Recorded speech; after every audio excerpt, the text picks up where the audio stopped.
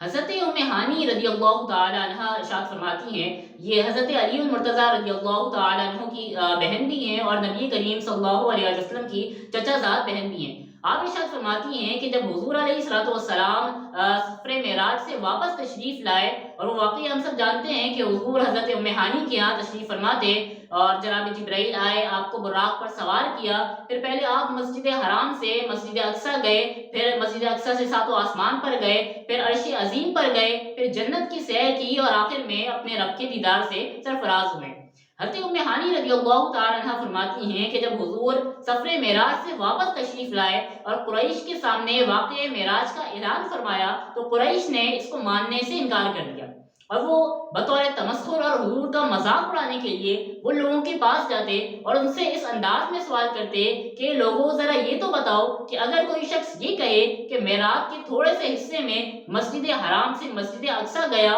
پھر ساتوں آسمان پر گیا، پھر عرش عظیم پر گیا، پھر جنت کی بھی سیر کی، اور پھر یہ بھی کہے کہ میں اپنے رب کا دیدار کرایا ہوں، تو اے لوگوں ذرا بتاؤ تو صحیح، کیا تھوڑے سے وقت میں یہ ممکن ہے؟ تو لوگ اس کا جواب دیتے کہ بھائی یہ تو ممکن نہیں ہے، تو کفار اس سے خوش ہوتے اور اس طرح حضور کا مذاق اڑاتے۔ ایسے میں ان کی ملاقات جو ہے وہ جناب ابو بکر صدیق رضی اللہ تعالیٰ عنہ سے ہو گئی، اور اچھا اب تک حضرت ابو بکر صدیق کو واقعہ معراج کا علم نہیں تھا۔ اب انہوں نے ان سے اسی انداز میں سوال کیا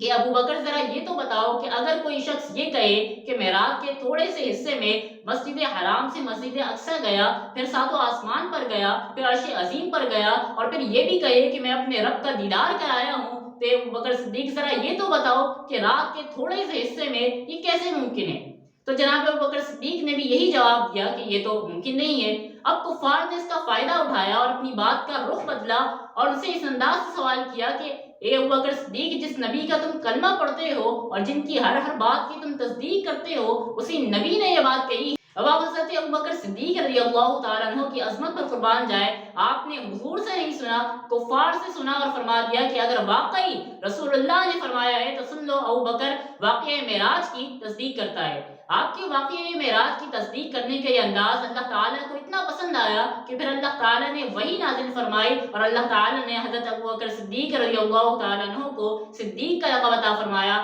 اور حضرت ام ہانی رضی اللہ تعالیٰ عنہ فرماتی ہیں کہ اسی وجہ سے آپ کو واقعہ معراج کی تصدیق کرنے کی وجہ سے اللہ نے آپ کو صدیق کا لقب عطا فرمایا۔